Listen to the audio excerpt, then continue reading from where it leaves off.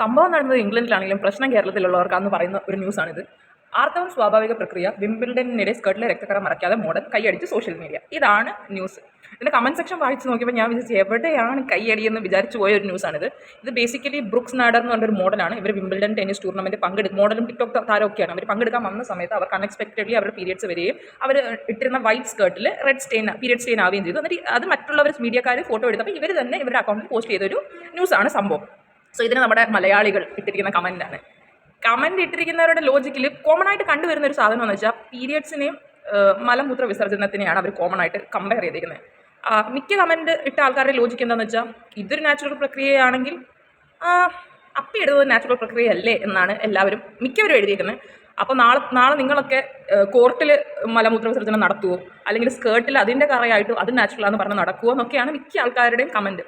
ഈ കമൻറ്റ് കേട്ടിട്ട് വായിച്ചിട്ട് എനിക്ക് മെയിനായിട്ട് തോന്നിയതെന്ന് വെച്ചാൽ 10ാം ക്ലാസ് വരെ എല്ലാവർക്കും കമ്പൽസറി ആയിട്ട് ബയോളജി ഒരു സബ്ജക്റ്റ് അല്ലേ. അത്രയും പോലും ബേസിക് ഒരു ഹ്യൂമൻ അനാട്ടമിനെ കുറിച്ച് അണ്ടർസ്റ്റാൻഡിങ് ഇല്ലാത്ത ആൾക്കാരാണല്ലോ അധികമെന്ന് വിചാരിച്ചു പോയി. കാരണം എക്സ്ക്രീഷൻ അല്ലെങ്കിൽ മലമൂത്ര വിസർജനത്തിനെയും പീരിയഡും ഒരേപോലത്തെ ഒരു പ്രക്രിയയാണ്.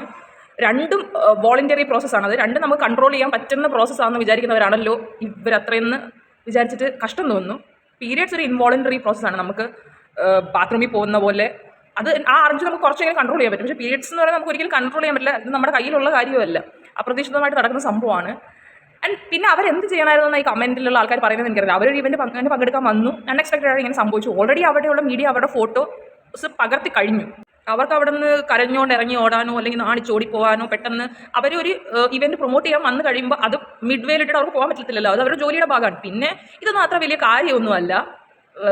ആൾക്കാർക്ക് വകതിരിവ് വട്ടപൂജയാണെന്ന് തോന്നുന്നു. കാരണം ഈ രണ്ട് പ്രോസസ്സിനെയും നിങ്ങൾക്ക് ഒരേപോലെയാണ് തോന്നുന്നെങ്കിൽ ബേസിക് ബയോളജി തൊട്ട് ആൾക്കാരെ പഠിപ്പിച്ച് തുടങ്ങണം. ആൻഡ് ഇപ്പോഴും പല കമൻസിലും കാണുന്നത് പീരിയഡ് അശുദ്ധമാണ്, അങ്ങനെയാണ്, ഇങ്ങനെയാണ്. ഇതാണ് മിക്ക ആൾക്കാരുടെ ഒരു ട്രംപ് കാർഡും. ഇതല്ലാന്നൊക്കെ ആൾക്കാർ എന്നാ മനസ്സിലാക്കുന്നതെന്ന് അറിയില്ല. ഈ കമൻറ്റ് ഇട്ടേക്കുന്ന മൊത്തം ആണുങ്ങളാണ്. ഇത് കാണുമ്പോൾ അധികം സ്ത്രീകളെ ഒന്നും കാണില്ല. ഇത് കാണുമ്പോൾ മെയിനായിട്ട് തോന്നുന്ന ഫ്രണ്ട്സിലെ ഫേമസ് ഒരു ഡയലോഗുണ്ട്, റേച്ചിൽ പറയുന്നത്, നോ യൂട്രസ് നോ ഒപ്പീനിയൻ. അത്രേ എനിക്ക് പറയാനുള്ളൂ, വേറൊന്നും ഇല്ല.